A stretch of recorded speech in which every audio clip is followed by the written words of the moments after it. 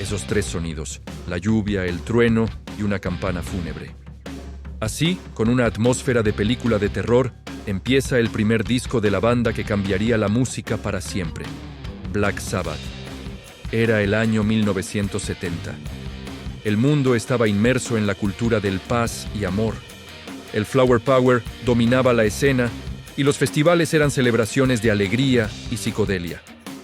Pero en una ciudad industrial, gris y ruidosa de Inglaterra, 4 chicos decidieron que todo ese optimismo no representaba su realidad. Ellos no querían cantar sobre flores y días soleados, querían ponerle música a sus pesadillas. Para lograrlo, usaron un intervalo musical que fue prohibido en la Edad Media por considerarse diabólico, y sin planearlo, crearon un género completamente nuevo: el heavy metal. Esta es la historia de cómo Black Sabbath convirtió el miedo en arte y la oscuridad en un himno para millones. Nos vamos a Birmingham, Inglaterra, a finales de los años 60. Intenta imaginarlo: una ciudad industrial, cubierta por una capa constante de humo de las fábricas, donde el aire olía a metal quemado y el sonido de fondo era el golpeteo incesante de la maquinaria pesada. En este entorno tan poco inspirador crecieron 4 jóvenes: Ozzy Osbourne, el carismático y excéntrico cantante; Tony Iommi, el guitarrista silencioso y determinado; Geezer Butler, el letrista introspectivo y bajista; y Bill Ward, el poderoso batería. Al principio no eran Black Sabbath, se llamaban Earth, y como tantas otras bandas de la época, tocaban blues rock. Eran buenos, pero no destacaban especialmente. Eran solo una banda más del montón, soñando con escapar de la monotonía de las fábricas.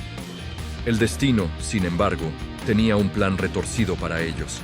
Tony Iommi, el arquitecto del sonido de la banda, sufrió un terrible accidente laboral en su último día de trabajo en una fábrica de chapa metálica.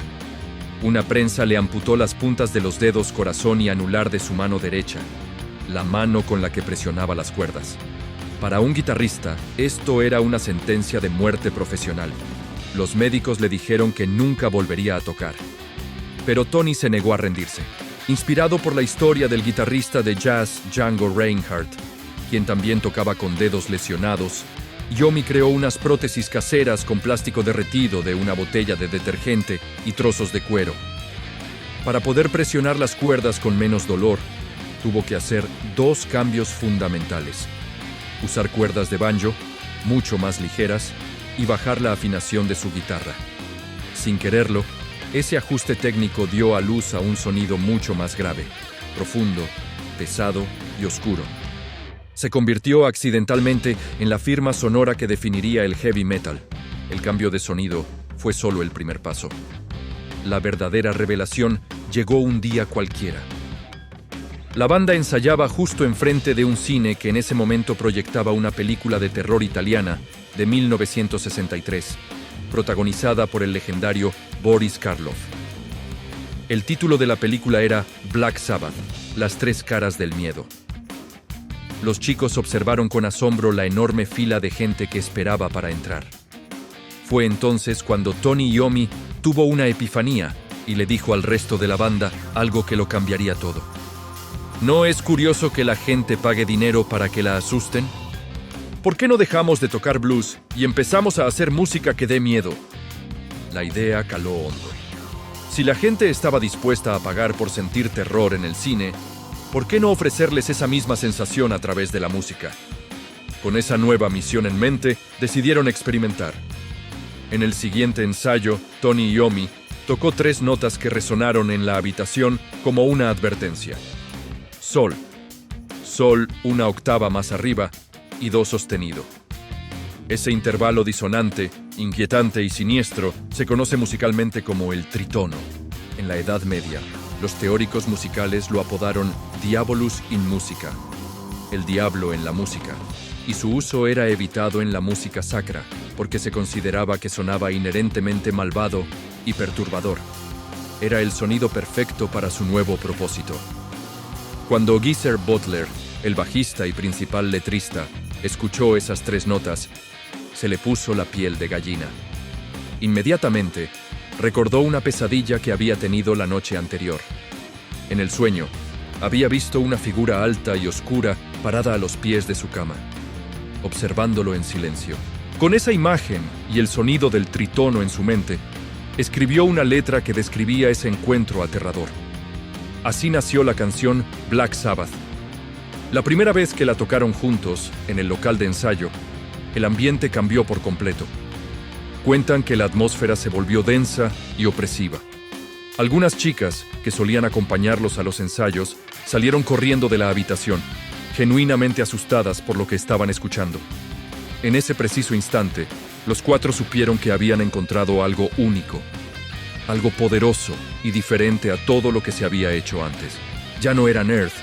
Adoptaron el nombre de la película que les dio la inspiración y se rebautizaron como Black Sabbath. El resto, como se suele decir, es historia. En 1970, después del impacto de su álbum debut, la banda regresó al estudio para grabar su segundo disco. Tenían casi todo el material listo, pero se encontraron con un problema común. La duración total no era suficiente para llenar un LP. El productor les dijo: «El disco es demasiado corto, muchachos. Necesitan 3 minutos más de música, ahora mismo». La banda estaba agotada después de días de grabación y lo único que querían era irse al pub a tomar algo. Frustrado pero sin otra opción, Tony Iommi, en un arranque de inspiración, empezó a tocar un riff de guitarra increíblemente rápido, pegadizo y sencillo que había creado sobre la marcha. Geezer Butler, presionado por el tiempo, tomó un papel y escribió a toda velocidad una letra sobre la ansiedad, la depresión y la paranoia, temas que rara vez se tocaban en la música pop. Ozzy tomó la hoja y cantó la letra casi sin ensayar. En menos de 20 minutos, habían compuesto una canción entera. La llamaron Paranoid. Para ellos, era una canción de relleno, un tema improvisado y sin importancia. De hecho, la consideraban demasiado simple y comercial, casi pop, en comparación con el resto de su material más complejo y oscuro. La ironía del destino es que esa canción, nacida de la prisa y la obligación, se convirtió en su mayor éxito a nivel mundial.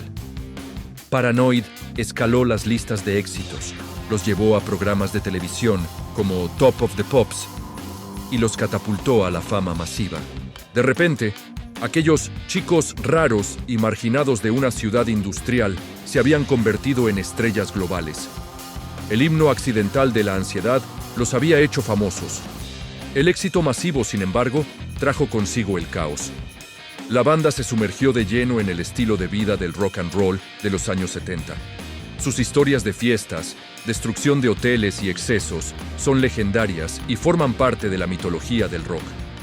Pero ese ritmo de vida frenético empezó a pasar factura, no solo en su salud, sino también en la calidad de su música y, sobre todo, en sus relaciones personales. Las tensiones dentro del grupo crecieron hasta volverse insostenibles.